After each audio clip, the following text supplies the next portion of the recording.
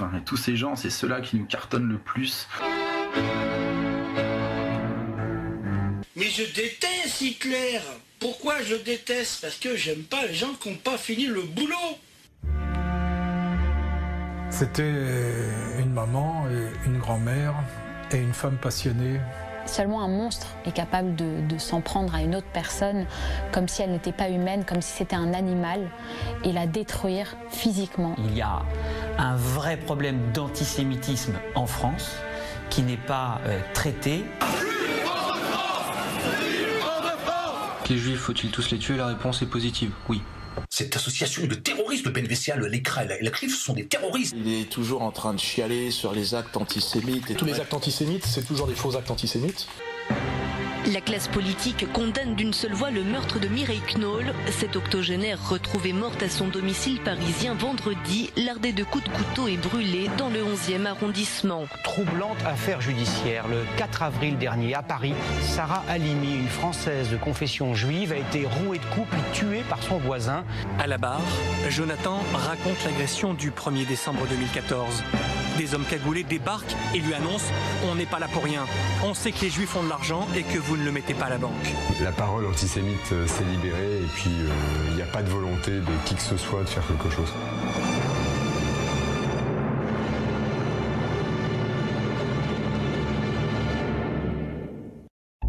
Ok, attendez, il faut que je signe. Paris, nous sommes le jeudi 8 novembre 2018. Avec les pièces. Et c'est une journée très chargée qui attend une dizaine d'avocats parisiens, dont l'avocat du Conseil représentatif des institutions juives de France, le CRIF.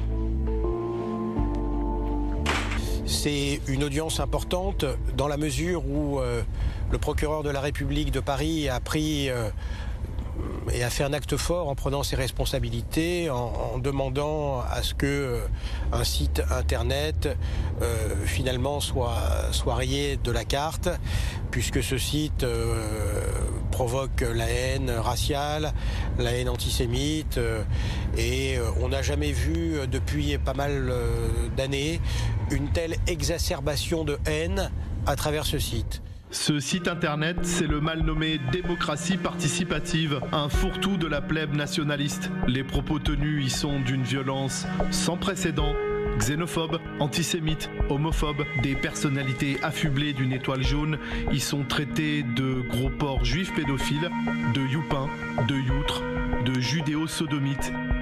Il y est aussi question de putréfaction raciale. Hitler y est glorifié au même titre que le négationniste Robert Forisson. Il y a même une radio. Voici ce que l'on peut y entendre dans des podcasts qui peuvent durer presque 3 heures. Les auditeurs se disent chrétiens, blancs, mais il y a aussi des musulmans islamistes qui retrouvent sur le site et sa radio de quoi nourrir leur haine du juif. Le Youpin Darmanin, le Youpin. Gérald Boussa Darmanin. Un mélange d'arabes et de juifs. En tout cas, je voulais quand même dire à toutes ces négresses dont vous parliez qu'elles s'emmerdent pas à apprendre le français avec Marc Georges. Hein. C'est-à-dire qu'il a le nez qui a grossi. Et qui a grossi, mais en tombant. C'est-à-dire qu'il a le nez. C'est l'argent, ça. Oh, de toute façon, il est repoussant, ce juif. Il est repoussant. Physiquement repoussant, quoi. Enfin, vous allez me dire, comme tous les juifs, mais alors celui-là particulièrement. Bernard-Henri Lévy, cette espèce de cafard, et cette espèce de sale youpin d'Aziza. Alors, ce sale juif, ah là là, Aziza. Sale juif. Bah écoute, tu connais mon parcours, c'est ma spécialité depuis quelques années. J'avais commencé par Dieudonné, Soral, et puis là j'ai terminé, mais j'en suis peut-être pas à mon dernier, avec Tariq Ramadan.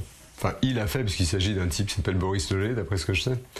Il a fait un article sur moi où il m'appelle le juif démoniaque, suceur de sang et autres choses, amabilité dans ce style. Bon, pour moi c'est un clown.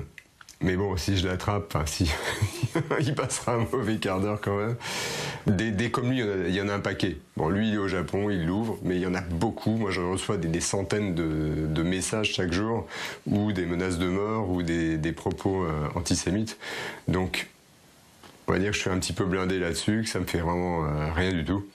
Mais effectivement, la parole antisémite s'est libérée et puis il n'y a pas de volonté de qui que ce soit de faire quelque chose. De temps en temps, il y a un petit bordel médiatique pour dire « Ah, il y a des gens antisémites », comme s'ils découvraient tu vois, que la Lune existe.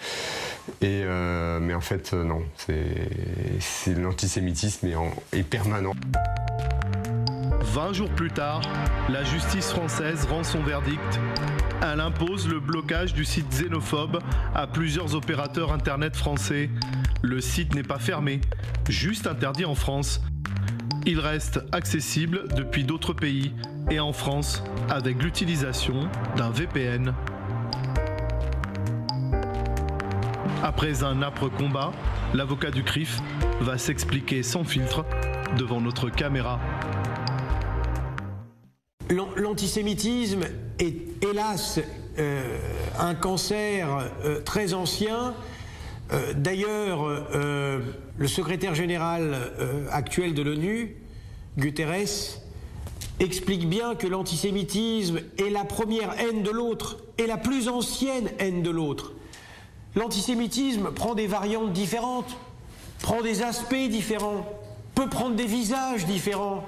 Mais la haine antisémite, c'est toujours cette haine du juif pour ce qu'il représente de manière vraie ou supposée, et cette haine de manière, j'ai envie de dire ancestrale, c'est toujours la même. Qu'elle prenne le visage de l'antisionisme, ce faux nez de l'antisionisme, qu'elle prenne la haine antisémite dans les quartiers, que ce soit la haine ancienne, ce qui je puis dire, cet antisémitisme dreyfusard, cet antisémitisme de l'extrême droite, peu importe, c'est toujours ce même combat, c'est-à-dire combattre ce cancer qu'est l'antisémitisme, mais je dois dire aussi ce deuxième cancer qu'est le racisme également.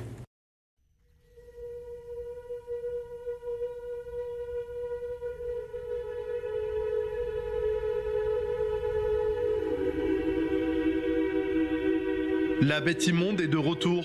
Pourtant, elle a toujours été là. L'antisémitisme s'est ancré dans l'éducation des enfants de l'immigration, de l'appauvrissement intellectuel à l'apprentissage de l'histoire biaisée sur les réseaux sociaux et YouTube.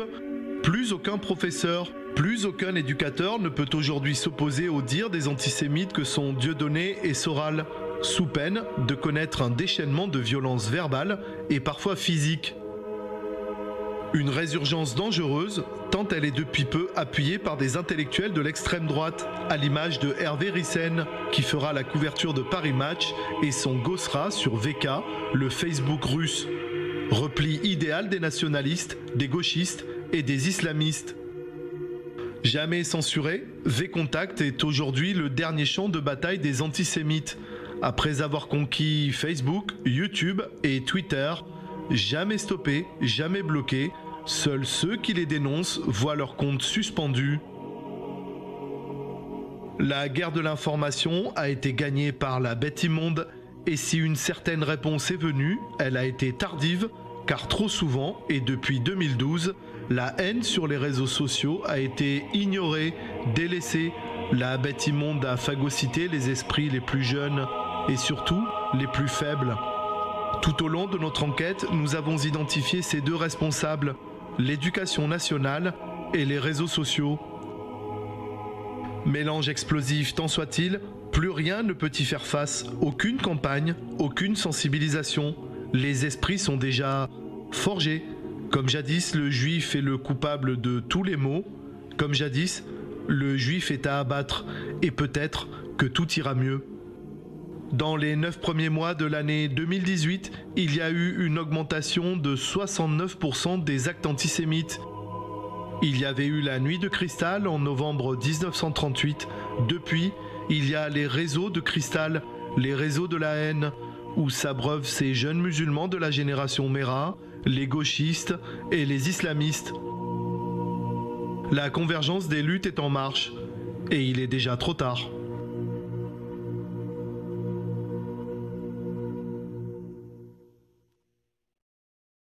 Maître Nicolas Salomon connaît bien la polémique des réseaux sociaux. Il a défendu des victimes face à un tsunami de messages anti-juifs dont on perçoit à peine les premières vagues. Le premier problème, c'est le nombre. Il y en a tellement qu'il n'y a pas assez de journalistes, il n'y a pas assez d'avocats, il n'y a pas assez de tribunaux pour les juger. Le deuxième problème, c'est est-ce qu'il faut poursuivre des gens qui n'attendent que ça? On a vu au procès Soral, au procès Mbala, au procès Faurisson, tous les grands antisémites de France, que les audiences au tribunal se transforment en tribunes. Ils sont très heureux d'être là. Ils sont très heureux d'être là. J'ai plaidé pour le BNVCA dans le dossier de la quenelle de Soral au mémorial de Berlin. C'était le show. Pour faire face à ce laxisme des autorités, mais surtout leur manque de moyens, plusieurs internautes ont décidé de se réunir sous l'égide d'un mouvement « Balance ton antisémite ».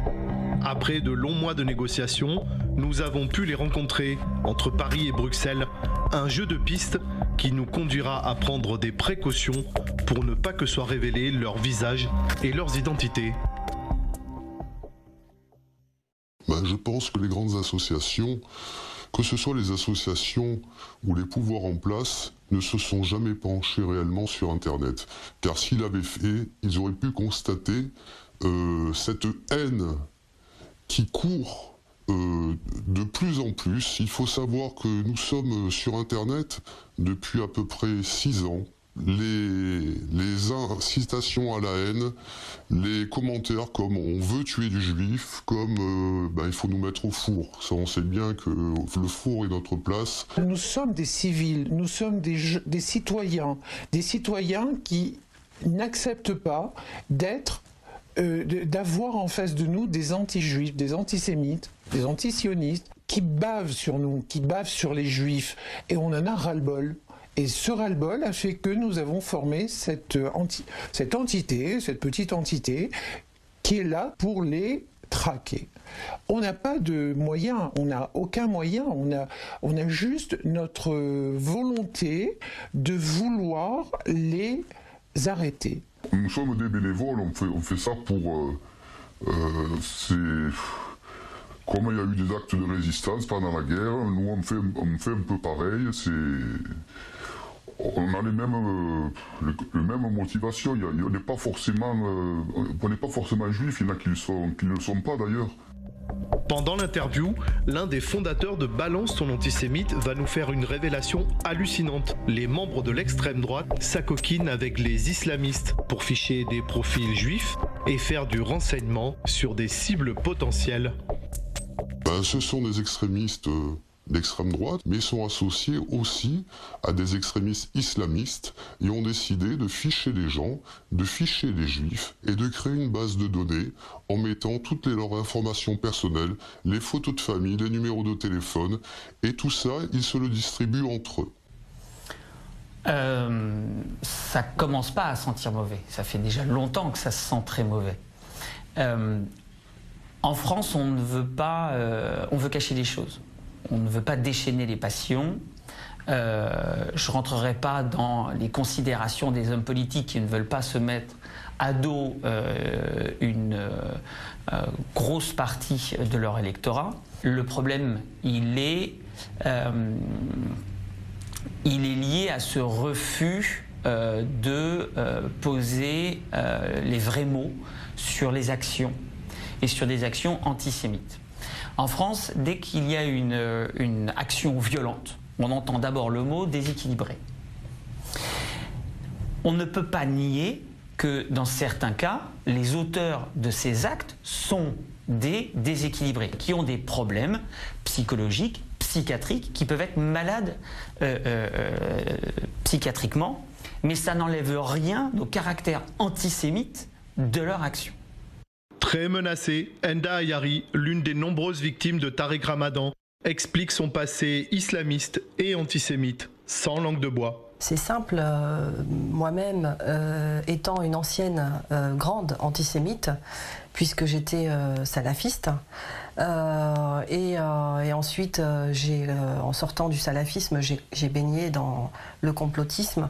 C'est vraiment relié, c'est-à-dire que le complotisme, c'est la base. Tout ce qu'on raconte sur les Juifs, en fait, les Juifs, en gros, pour résumer, les Juifs, en fait, sont la cause de tous les malheurs du monde. Les Juifs sont un peuple maudit. Les Juifs sont la cause des malheurs des musulmans. Et donc on relie ça avec des discours haineux, antisémites, que ce soit dans les familles, c'est-à-dire qu'en fait c'est culturel. Je l'ai dit il y a quelque temps, il n'y a pas si longtemps que ça sur les réseaux sociaux, et ça a beaucoup dérangé. Je me suis fait insulter, menacer. La parole libérée tue, assassine, défigure, brûle, torture. 11 assassinats, 11 morts, parce que simplement juifs. Selam, Halimi, Knoll, Sandler, ou les clients de l'hypercacher et tant d'autres n'étaient ni des agents du Mossad, ni des militaires israéliens, encore moins des menaces pour leurs bourreaux. Pourtant, ils le méritaient. Soit ils étaient juifs, soit ils avaient de l'argent. C'est ce qui a été écrit sur Internet. C'est ce qui a été longuement répété sur les réseaux sociaux. Ces paroles, ces écrits, ne sont que les discours qui se tiennent entre amis et au cœur même des familles. Une parole libérée, des écrits jamais combattus, une parole qui crée des monstres et des écrits qui leur donnent un feu vert légitime. Noémie Alioua, journaliste, s'est battue pour que soit reconnu le caractère antisémite du meurtre fanatisé de Sarah Halimi. Des confidences effrayantes. J'ai reçu un coup de téléphone quelques semaines après les faits de William Attal, qui est le frère de Sarah Halimi. Il m'a contacté sur mon lieu de travail et il m'a expliqué qu'il avait des éléments du dossier d'instruction qui montraient qu'il s'agissait là d'un crime à la fois tragique et antisémite, qu'il avait donc des éléments tangibles qui montraient que Sarah Halimi avait été assassinée parce qu'elle était juive, et il me disait qu'il se rendait compte qu'il y avait une omerta médiatique et politique autour de cette affaire qui était terrible, qui était extrêmement douloureuse pour lui, et donc il m'a demandé tout simplement d'essayer de comprendre ce qui s'était passé là et de faire mon travail, c'est-à-dire d'enquêter. Ce qui est sûr, c'est qu'on a des éléments sur ce qui lui est arrivé, c'est des éléments qui sont dans le dossier d'instruction, par exemple le rapport de l'Institut médico-légal qui est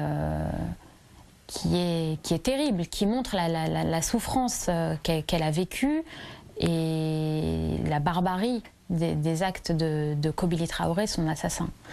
Ça a été un barbare ce soir-là, il a été un monstre. Un monstre, c'est le terme qu'utilisait d'ailleurs William Attal lorsqu'il m'a appelé. Il m'a dit un monstre est entré dans la chambre de ma sœur. Et seulement un monstre est capable de s'en prendre à une autre personne comme si elle n'était pas humaine, comme si c'était un animal, et la détruire physiquement. C'est-à-dire que Sarah Halimi, son corps était complètement en morceaux, son visage était déformé. Et moi, ce qui m'a beaucoup marqué dans le dossier, ce qui m'a empêché de dormir pendant plusieurs nuits quand j'ai fait mon livre, c'est la photographie de sa chemise de nuit. Et je commence là-dessus, le chapitre de la nuit du meurtre dans mon livre. Je commence par décrire cette chemise de nuit, qui est pour moi, la chemise de nuit, c'est le vêtement de la fragilité. C'est le vêtement des enfants, c'est le vêtement des grands-mères, c'est le vêtement des personnes fragiles lorsqu'elles vont dormir, lorsqu'elles se lâchent, lorsqu'elles se sentent en sécurité.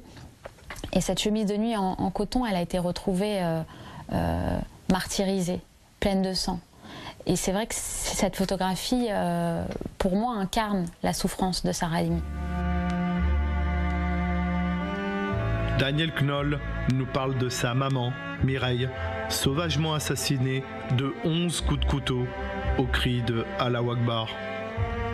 C'était une maman, une grand-mère et une femme passionnée qui aimait énormément la vie, qui aimait énormément sortir, qui aimait ses enfants, mais qui aimait aussi sa vie amoureuse. Et c'est ça qui est formidable, c'est que ma mère était toujours restée très ouverte. Elle a toujours cherché l'amour. Elle l'a des fois rencontré, des fois elle a été déçue, comme tout le monde, hein. Mais c'était une femme de son temps. quand elle s'est mariée, elle ne savait même pas cuire un œuf, c'est te dire. Mais par la suite, elle a appris, et je dois te dire, il y a eu une époque où vraiment elle a commencé à vraiment bien cuisiner, notamment les bouillons Kneidler, et puis que nous on aime beaucoup. D'ailleurs j'ai repris cette tradition. Mais aussi elle faisait un lapin à la moutarde qui était très bon, pas très cachère, mais quand même. Elle faisait beaucoup de choses, elle s'est beaucoup améliorée. Non, elle était très très cool. Mon frère et moi, on faisait ce qu'on voulait, quoi. On amenait des copains, des copines, tout le monde pouvait venir à la maison. Jamais elle n'a jugé quoi que ce soit, jamais elle nous a dit « bon, bah, j'aimerais pas… » Non, c'était très, très libéral. Parce que juive, Stella et sa famille ont été victimes de harcèlement et d'un cambriolage. Ils ont dû quitter leur domicile et se réinstaller ailleurs. Les deux époux travaillent, ne sont ni riches ni rentiers. Une vie bouleversée. En quelques mots, on a subi un cambriolage en mars 2017, fin mars 2017. On dormait, j'ai 3 enfants, on ne s'est pas réveillés. Là, la police scientifique arrive et là, je comprends que c'est plus qu'un cambriolage. Sur ma voiture, juif, mais en grand, sur toute la portière conducteur. Un pneu lacéré. Le soir même, je prends la décision avec la peur au ventre, les larmes, que je resterai plus dans cette maison, quoi. Et là, la police, je vais vous dire texto les mots. Il me prend dans ses bras, le gars, et il me dit « Madame, c'est le père de famille qui vous parle. Vous savez quoi? Ils vous ont repéré. Il faut partir. » Voilà le chamboulement de notre vie depuis 2017. On a réussi à se reloger. J'ai tout laissé. On recommence. On a 50 ans, mon mari et moi. On recommence à zéro pour me dire que ça va, pour dire que j'ai la force, pour tout recommencer. Mais sinon, tout va bien. On est en vivant. C'est ce que je dis aux enfants.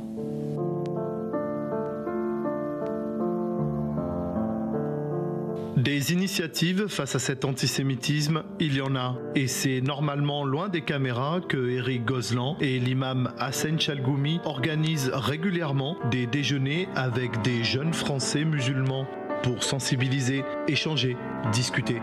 Ils ont accepté exceptionnellement de nous laisser filmer ces moments. Redouane et Karim profitent de notre caméra pour passer un message. C'est vrai que c'est une minorité de musulmans qu'on entend et les gens font un amalgame. Mais pourquoi les 3/4, 80% des musulmans se taisent? On ne les entend pas. Alors pourquoi ce silence? Peut-être qu'ils n'ont pas accès aussi à cette tribune, je veux dire, peut-être qu'ils n'ont pas… Voilà, c'est la question qu'on peut se poser. On va pas les voir aussi. Peut-être ça, et puis aussi on peut pas demander à des gens qui sont innocents, parce que ces musulmans-là qui n'ont rien fait quelque part, ils vivent dans la paix, ils vivent peut-être avec des frères juifs, des voisins, sûrement des amis de toute confession ou même des athées. Mais ces gens-là, ils sont pas, on peut pas demander à des gens qui n'ont rien fait de se justifier. Que la communauté, elle sort, elle s'organise, elle sort, elle s'exprime contre certains actes, ça, premièrement, il y a les menaces, ils ont peur. Je pense que même les réseaux sociaux, c'est important de sortir. Parce que l'antisémitisme aujourd'hui en France, c'est plus des propos, ce sont des actes physiques et malheureusement des crimes. À mon sens, la France, dans sa globalité, dans sa majorité, n'est pas antisémite. Mais, encore une fois, il y a des événements qui prouvent, c'est pas qui tentent à prouver, mais qui prouvent totalement qu'il y a de l'antisémitisme en France. Mais ce que je veux dire, c'est que de manière générale, moi je pense que c'est surtout de l'ignorance. L'ignorance mène à la haine de l'autre, et la haine de l'autre peut pousser à des dérives comme l'antisémitisme. À l'époque, on était gamin, bon, on n'est pas si vieux que ça, mais on était plus proche des juifs qu'aujourd'hui, parce qu'on avait moins peur d'eux, on les côtoyait plus facilement. Aujourd'hui, je pense que l'ignorance que peut avoir une partie de la jeunesse et certains effets néfastes de l'Internet moderne font que l'antisémitisme gangrène un peu les réseaux sociaux, toutes ces choses-là. Et puis ça peut pousser à des grosses dérives, encore une fois. Et c'est ça qui peut être très inquiétant et on doit s'en inquiéter. Quelques jours après les attentats de novembre 2015, à des milliers de kilomètres de la France, nous allons vivre un moment que peu de médias ont relayé. Invité par le roi Ahmed Ben Issa Al Khalifa, nous allons retrouver l'imam de Drancy, Hassan Chalgoumi, et son inséparable comparse, le rabbin de Drancy, Moshe Levin. Dans la capitale, Manama, au coin de cette rue, ce bâtiment anodin, sans garde ni police, il s'agit de la synagogue. Et ce soir, nous assistons à l'allumage des bougies de Hanouka avec des musulmans et des juifs du Bahreïn. Citoyens juifs et médias locaux s'arrachent le rabbin Levin. C'est pour eux un honneur de recevoir ces deux amis de Drancy. Dans un pays où on a tendance à penser que, a priori, ça ne pourrait pas aller ensemble, et bien au contraire, la communauté juive, la communauté musulmane vit ensemble. Ça peut être aussi un exemple pour d'autres pays où des difficultés sont présentes. En attendant, les antisémites de tous bords continuent de polluer les esprits via Internet et depuis quelque temps, ils sont déjà dans les universités en France et surtout dans la rue où ils récupèrent des mouvements sans être inquiétés. Non, c'est des juifs! C'est des sionistes de merde! C'est des sionistes! 15 ans après l'enquête d'Eli Chouraki, rien n'a changé. Tout s'est empiré.